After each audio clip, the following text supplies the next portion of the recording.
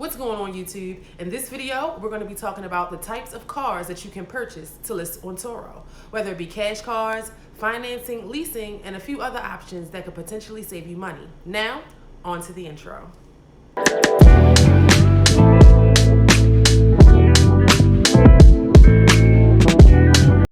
Welcome to Supreme Vision and Solutions. I'm Soul Supreme, entrepreneur and writer. On this channel, I give tutorials on life hacks, how to start your business, how to maintain your business, and how to stay motivated while being an entrepreneur. This video is part 5 in my how-to in starting your Turo business installment. In this video, I'm going to be getting into the options for the types of cars that you want to use for Turo, whether it be your own personal car, a cash car, leasing a car, or trying to get a huge bargain from a dealership. If you stick around to the end of the video, I'll give you a few quick tips on how to get the real Carfax for the car. Don't forget to hit the like button and subscribe to my channel so you can be notified each time I upload a new video. I appreciate it. When it comes to purchasing a car, there are many options to choose from, whether it be leasing, financing, or buying a cash car. Some dealerships or car rental companies who are going out of business or who have just too many cars will let you purchase cars from them as well for a cheaper price. It all just depends on your budget, where you're looking, and if you know where to look. Always make sure you're making the best decision that's for you and your business. Research all your options, weigh the pros and cons, and look at how things will pan out for you in the long run for whichever method you choose to get your car posted. So, first let's take a look at leasing versus financing. Leasing is the use of a car for a fixed period of time at an agreed amount of money based on the lease's conditions. It is commonly offered by dealers as an alternative to vehicle purchases or financing, but is widely used by businesses as a method of acquiring vehicles for their business. When leasing, there is a primary term, usually 2 to 3 to 4 years, and the vehicle must be returned to the leasing company or it can be purchased for the residual value. Financing is one of the most common methods known today when purchasing a car. Financing is when you borrow the money to pay off your car in installments or a direct loan. So when the borrower buys from the lender directly, then you have indirect financing when the borrower purchases a car from a dealership. Now with indirect loans, what I found out is that technically it's not a loan. It's when the borrower obtains financing in which the dealership facilitates and then the buyer and dealer sign a retail installment sales contract instead of a loan agreement. So this means that the dealer sells or assigns that contract to a bank, a credit union, or another financial institution. Most times the dealers know which financial institution will buy the contract, and the borrower then pays the loan off to the financial institution the same way they would if they were to obtain a direct loan.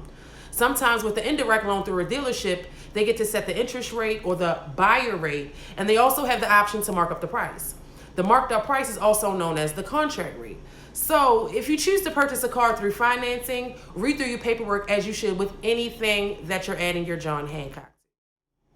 So let's briefly compare the two options for leasing or financing so you can make sure you're making the best decision that you're most comfortable with. With financing, you own the vehicle and you get to keep it if you want. With leasing, you don't own the vehicle. You get to use it, but you must return it at the end of the lease unless you decide to buy it. With financing, they include the cash price or down payment, taxes, registration, and other fees.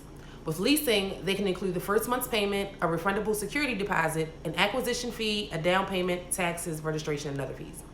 With financing, payments are usually higher than the lease payments because you're paying it off the entire purchase price. With leasing, payments are almost always lower than the loan payments because you're only paying for a vehicle's depreciation during the lease term, plus any interest charges, which are called rent charges. With financing, you can sell or trade in your vehicle at any time. If necessary, the money from the sale can be used to pay off the loan balance. When you're leasing, if you end the lease early, charges can be very costly because you're not sticking with the contract. And on some occasions, a dealer may buy the car from the leasing company as well as a trade-in. For financing, you don't have to worry about wear and tear, but it could lower the vehicle's trade-in or real sale value. Releasing, most leases hold you responsible, so you'll have to pay extra charges for exceeding what is considered normal wear and tear on that car. Another win for financing is at the end of the loan term, you have no further payments and you have built up equity enough to pay for your next vehicle and you own the car. With leasing, at the end of the lease, which is usually 2 or 3 years, you can finance the purchase of the car or lease and buy another car. With financing, the vehicle is yours to modify or customize as you like. This is perfect for when you want to add trackers to your car or sound systems. With leasing, because you must return the vehicle in the same condition that you bought it in, any modifications or custom parts you add will have to be removed. If there is any residual damage, you'll have to pay to have it fixed, or you'll need to file an insurance claim and pay a deductible. Now, let's talk about using your own personal car. Since the pandemic, people have been out of work, losing money in their business, and are looking to make some extra money and don't have many other options to. So, why purchase a used car or lease or finance a car when you can use your own personal car? This choice is fine if you have another car or you're okay with not having your own car during the rental period. A benefit from using your own car is that you don't have to invest in another one, because let's be honest, everyone doesn't have an extra few thousand that they can use, and not everyone has a credit score that will allow them the privilege to purchase a car from the dealership. So you got to make the use of what you have, and there's nothing wrong with that. Just be mindful of what is required when you're using your own personal. If you get a renter who decided to run your car on the ground after they dropped it off back to you, you've got to get some repairs done, and now you're out of a car. Another thing to think about is that if they don't return your car at all, well, I did upload a video where I talked about the best type of trackers to use for Turo. So if you had a tracker, you'll be able to locate the vehicle, but nothing is really guaranteed. So just check out some of my videos. It should be the first video or the second video where I talk about the actual trackers and the good things about them. So a pro of using your own car, of course, is the most obvious. You're using your own car. No need to shop around, get your Carfax. You already know the condition in your car. And if you decide to use your own car, just make sure it passes Turo's requirements. By using your own personal car, the money you make can assist you in paying for it if you still have payments, or help pay for the insurance. The money you get from Turo can pay for repairs and put extra money in your pocket. Now let's take a look at auction and cash cars. Auction cars are vehicles that are either seized property, meaning they are a result of a foreclosure, repossession, or defleeting working vehicles such as commercial or police cruisers. Most cars at the auction are in good condition, but there are some that do need some maintenance. Not much, but it's still worthy of purchasing. A cash car is just that. The cash that you have purchases the car. No contract, no strings attached, the car is yours. So of course, we're going to examine both the pros and cons of auction cars and cash cars. So always make the decision that's best for you. So some of the pros of the auction car is that you have a wide selection to choose from. Now, you won't have the luxury of getting the exact color, make, model, and gear you want unless you're super lucky, but most times you'll find that what you're looking for in red instead of black is at the auction. There's no need to turn away from it though. With cash cars, you pay for the car in one lump sum and the car is paid for. With auction cars, the prices are around 30% cheaper than going to a new or used car lot. Most cars are in good condition, especially if they are government-issued vehicles or repossessions. Don't forget that note. With cash cars, there's no need to worry about finance charges, contracts, stipulations, or rules. Auction cars, you have a quick turnaround time, and most are just looking to make a sale that day. So when you make your bid, there isn't a long wait to purchase your car. You can also Google some local auctions in your area and start bidding early. For cash cars, you'll be able to purchase the car for a cheaper price than a dealership or a used car company. How amazing is that? So let's look at the cons. With auction cars, you're not able to test drive. You may be able to view the Carfax, inspection reports, and check the car out yourself, but you won't be able to test drive the car. There are some rare conditions where you're able to, but don't get your hopes up too high. With cash cars, it may take longer to purchase a cash car. Since you're paying for the car outright, you may need to save some money and save your time to find the exact car that you're looking for. With auction cars, there's no warranty. So again, in some rare cases for government vehicles, they may still be covered with the warranty, but that's a hit and miss. With cash cars, you pay for what you get. There's no contracts as with auction cars. So you're buying a car without a warranty that'll only work for a specific amount of time. There's no warranty backing your purchase for any incidentals or recalls that may have happened. With auction cars, there's no history or background. So for the background of these cars, it may get a little sketchy. You don't know exactly where the car is coming from, again, unless it's a government-issued vehicle. So always take your time and do your research and make the decision that's best for you. Okay, so we've got a pretty good list going here. And as you can see, there are plenty of options to choose from when it comes to getting a car to list on Turo. But there also is another option I haven't heard too many people talking about. That option is finding a rental car company or dealership that either have too many cars or are going out of business. You can find a great bargain. All you gotta do is Google, find out some information, and you're good to go. Now, as promised, I wanna give you a few quick places to go to get your true Carfax. Most people use Kelly's Blue Book to obtain the past info for a car they purchased.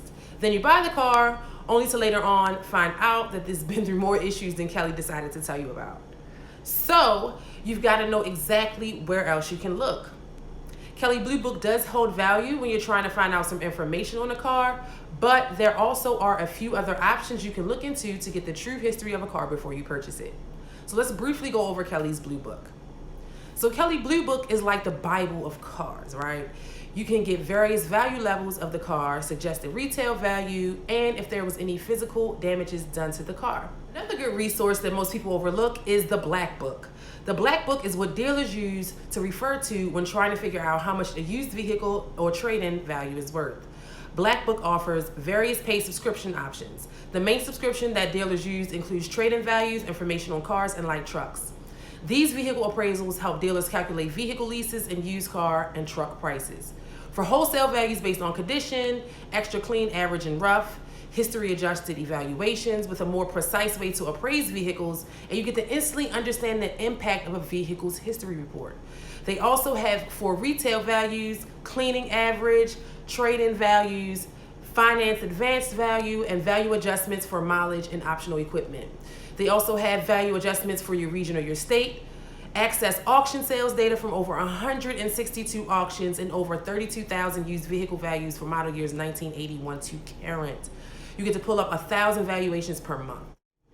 Okay, so one last option is Edmunds and NADA, which is the National Automobile Dealers Association. It's a trade organization that represents all franchise new dealers, foreign and domestic, the media, and the public. It also provides training on business practices and education on regulatory issues, which is also some wonderful information. It gives resources on latest cars, dealer inventory, new or used, plus trading appraisal. They also offer a customer advice section filled with articles for buying, selling, leasing, and more. They also provide everything on reviews from the latest cars and trucks to dealer inventory and new and used cars, plus trade and appraisals.